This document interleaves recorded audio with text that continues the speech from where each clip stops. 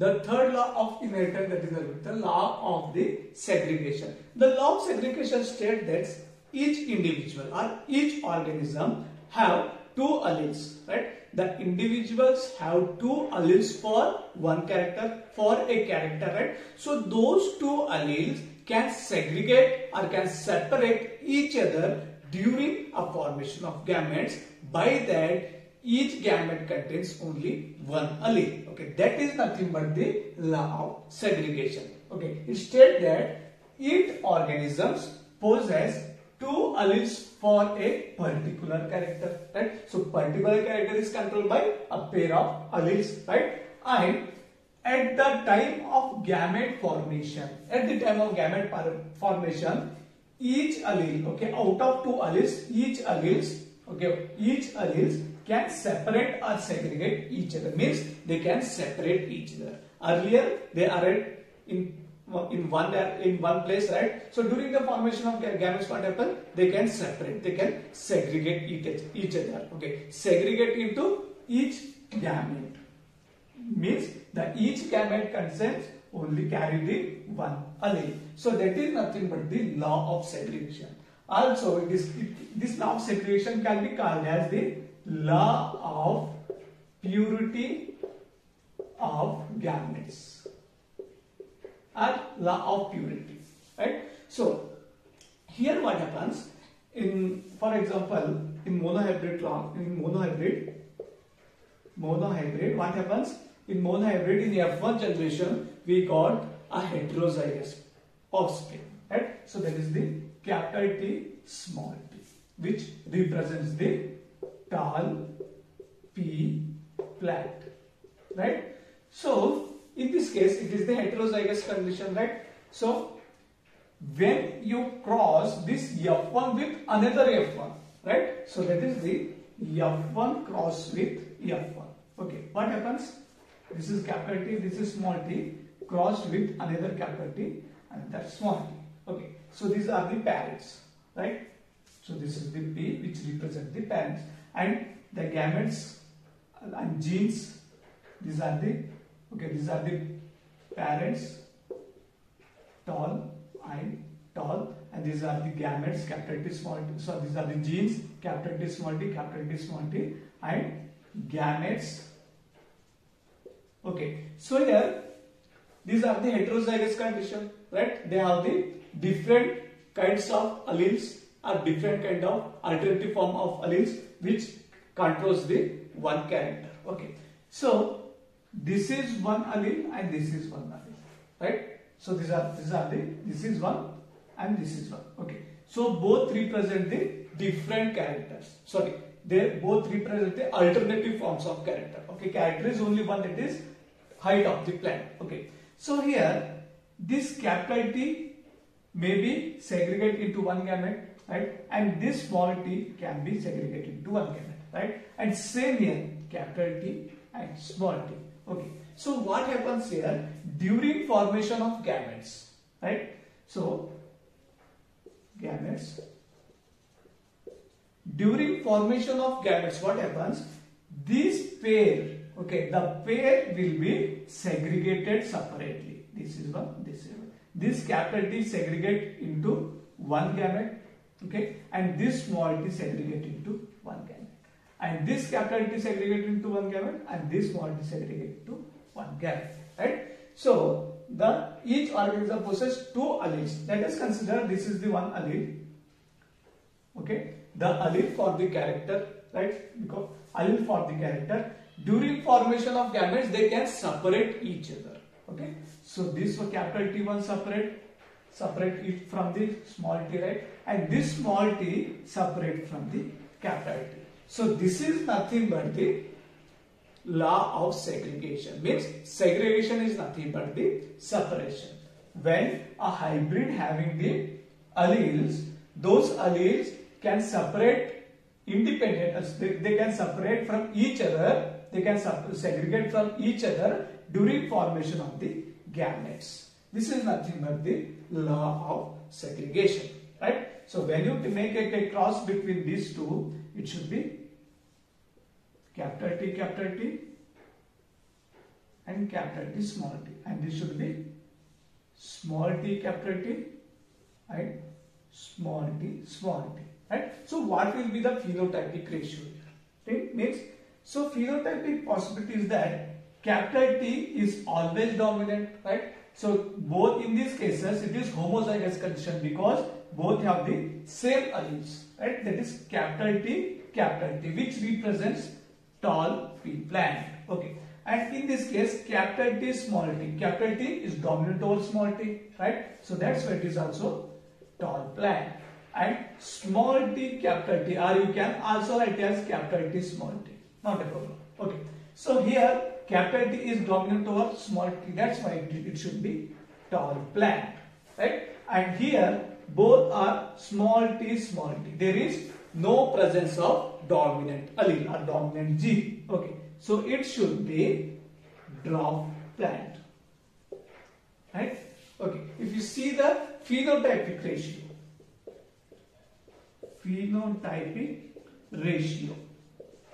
the phenotypic ratio is the physical appearance, right? So one tall plant. So there are 3 tall plants, 1 dwarf plant. That is 3:1. Means 3 plants are tall, 3 represents the tall. There are 3 tall plants and 1 dwarf plant, right? So this is the phenotypic, means physical appearance of the individual. And second one is genotypic ratio. In case of genotypic ratio, the genetic constituent of the individual. See here.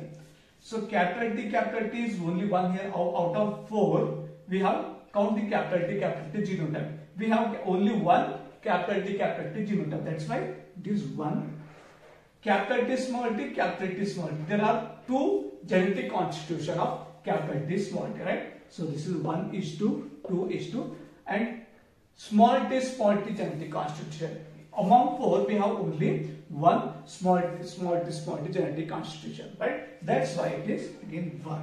Right? So this 1 represent capital T genotypic constitution, and this 2 represent capital T small t genotypic constitution, and this last one is representing the small t genetic constitution, right? So this is regards the law of segregation.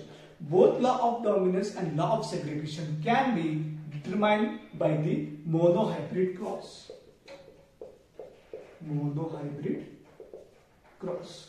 Okay. So this is the law of the segregation. The next one will be the test cross. What do you mean by test cross? Right? So test cross is nothing but a cross is made between phenotype of recessive or recessive phenotype with the dominant phenotype, right? A cross between recessive phenotype with dominant phenotype, right? So it is simple that test cross is nothing but a cross made between recessive phenotype with a dominant phenotype. Okay, so what is the purpose of the test cross? Okay, so the test cross is performed to know whether the dominant phenotype is heterozygous or homozygous. Okay, the purpose is to know whether the phenotype, dominant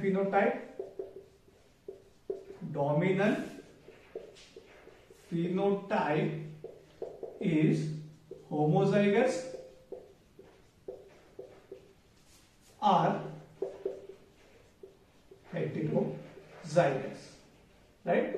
So in this case what happens, we know the phenotype, that is genotype of the recessive phenotype. We know genotype of the recessive phenotype, but we don't know the genotype of the dominant phenotype. To know the genotype of the dominant phenotype, we will perform the test cross. by that we can know, by that we can confirm that whether the dominant phenotype is homozygous or heterozygous. For example, a dominant homozygous, okay, the first case is the dominant homozygous phenotype. Okay, we can take phenotype. Okay, so for this purpose, dominant phenotype means capital T, this is tall, right, cross with a recessive phenotype. Recessive is always small, that is small t.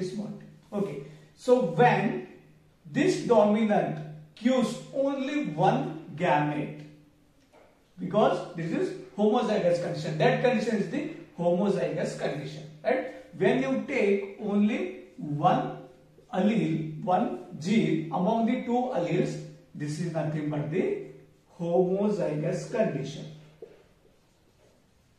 Homozygous condition.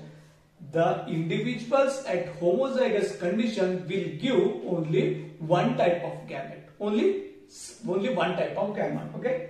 The organism or the individual in this case is homozygous condition. That's why it's give only one type of gamete. Right. So here also this is also one type of gamete because it is homozygous condition. So it will be used capital T small t, which is the heterozygous condition. Right. And second case is that when dominant phenotype is in heterozygous condition. Okay. Dominant heterozygous condition. So here what happens? The dominant heterozygous condition. Heterozygous means different, right? So like this. This is the heterozygous. Okay, this is tall, right? So this is capital T small t, dominant heterozygous condition with recessive phenotype. That is small t, because small t is the recessive form, right? So if this condition is called as the heterozygous condition. Okay. So at this point, what the individual can give two gametes, right? So this is capital T is one gamete and small t is another gamete. Okay, and in this case, this is homozygous condition, right? So it will give only one kind of gamete, right? In case of heterozygous condition, the individuals can give two types of gametes or two gametes, right? And in case of homozygous condition, they can give only one type of gamete. Okay, so this is nothing but the test cross. Means a cross is made between the recessive phenotype with the unknown dominant phenotype to know the genotype of the dominant phenotype, whether it may be heterozygous, whether it is heterozygous or homozygous condition. Okay, so this is about the test cross. The last principles of the inheritance is that law of independent assortment. Okay, so the law of independent assortment states that the separation or segregation of the one gene occur independently from the other non-allelic gene. Okay, so this occurrence or this independently separation of the gene will leads to the new combinations in the hybrid or new combinations in the generation. So that is nothing but the law of independent assortment. Okay, so this law states that the factor for two or more pair of contrasting characters, right? So in this case we are considering two contrasting characters. Okay, factors for two or more pair of contrasting characters are distributed means separated independently from each other. Okay, those characters can separated or distributed independently from each other at the time of gamete formation. That is nothing but the law of independent assortment. Okay, for example, two characters. In this case we are considering two characters. So one may be shape of the seed, and second one is the color of cotyledons, right? So in this case we are considering two characters. One is shape of the seed and second one is the color of the cotyledons, right? So shape means this is one character and contrasting of this character is The shape may be round or it may be wrinkle, right? And color of the cotyledons. Okay, so the color of the cotyledons will be red, or it may be green, it may be yellow, right? So this law of independent assortment can finally described in the dihybrid cross. Dihybrid cross. Okay, what do you mean by dihybrid cross? Right? Simple. Dihybrid, as the name implies, di means two, right? So a cross between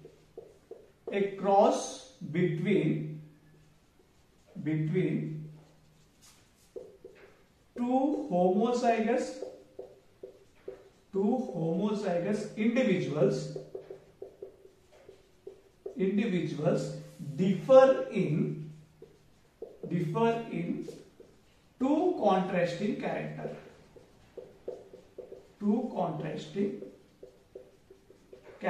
Is called as the dihybrid cross. Okay. So in case of monohybrid cross, say a cross between two homozygous individuals which are differing only one contrasting character. It is nothing but the monohybrid cross. And the cross between the homozygous individuals differ in two contrasting characters is called as the dihybrid cross. Okay. So in this case, we are considering shape of the seed as one character and color of the cotyledon is the second character. Okay. So these are the two characters, right? So shape of the seed character and its constituent will be, a constituent character will be round or wrinkle, or in color of cotyledons, it is a color is the character, its constituent may be green or yellow. Okay. So in this purpose, we are considering these two characters. Okay. So first is that we are considering round yellow and wrinkle green, right? So we are taking the two contrasting character. One is round yellow as one unit of gene, right? And wrinkle green is the another unit of gene. Okay. So we will discuss how the genes will separate independently from non-allelic gene. Okay. So the genes present here can be separate independently from the other non-allelic gene to produce a new combinations, right, at the time of the gametogenesis.